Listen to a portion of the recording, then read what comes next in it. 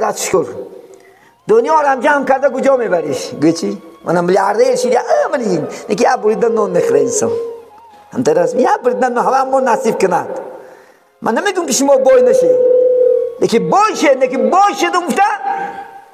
عبادت ای دست نتی آخرت ای دست نتی آدمگری ای دست نتی ولی بعضی با کلوتوی هست که سپشکه در دستش کله زدگی بیچاره کامبر گیر با سلام نمیکنه همین نفسه یک میگه جوان پیش یک خانه میدرد همه میخیزد ولی نمیخیزد پیش میرون میگه چی نمیخیزی تو میدونی من کی هستم تو کی هستی میگن من چندین آدم کلش گرفتم کلش گرفتمی تو هیچی نکرده من نفس شکستم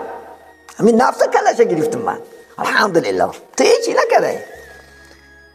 این نفس میخلص غرورت پیدا میکند شجاعت پیدا میکند فخر به سپشکت میکنی فخر به کپتیوت میکنی فخر انشاءالله به موشینت میکنی فخر به دنیات میکنی بیچاره رو به پسند نمیکنی این حرام است برای مرد آیات نبراد برای مرد سپشکه چله تیلا گردنبند تیلا دستمونه تیلا حرام است این مال زن است این کلوتوید نیست این طرح نشانه پولداری نیست داری خودت حسابش میکنی یک کس نمیتیش داری خدا خواست صبر که طاقت که خدا خواست رای خوب نصرف بشکن انشاءالله اون سپشکت فروش خدا خواست 6 خلطه آرخد 6 تا خدا خواست انشاءالله کم بغلت دعات کنه با 600,000 خدا که گردن میتیه این دنیا جای فخر نیست عزیزان من کسی که فخر میکنی خدا خارد میکنه من ببینید یک زنجیر است دنیا ده این عایشه مادر موری حدیث است یک زنجیر میگه طرف آسمون ده است یک زنجیر میگه زیر زمین ده است کسی که کبر نکند تکابری نکند فخری مال دنیاش نکند این زنجیری بالاگی سرش بالا میکنه است هم حرمتش میکنه است مبادا اگر فخر رو با مال دنیاش کند زنجیر پوینگی میکشید است خورش میکنه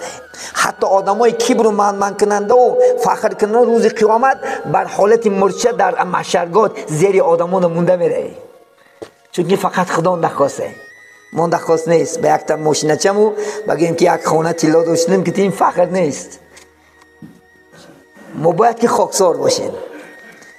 انشالله میلیاردر باشم السلام تا گم نکه السلام علیکم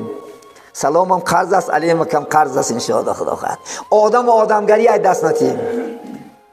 ولی میگن که عالم شدن آسان است آدم شدن مشکل است خواندنگیری عالم میشه خدا خواهد جان لیکن آدمگری نداشته باشی عالم چی در کار معامله با مردم نداشته باشی معامله با عائلت نداشته باشی با هم محلت و هم قشلاقت نداشته باشی و چی در کار آدم متری ولی من الله سبحانه و تعالی همون انصافتیت خدا خواهد از کبر از منمنی از شر شیطان لعین از نفسا انشاءالله زورا مرسد خدا خواهد ما نمیگیم که شما بای نشین بایشین انشاءالله خدا خواهد خانه زیبا سازین لیکن فخر نکنین با شما باد صدای خدا آمانه شدن رو فراموش نکنید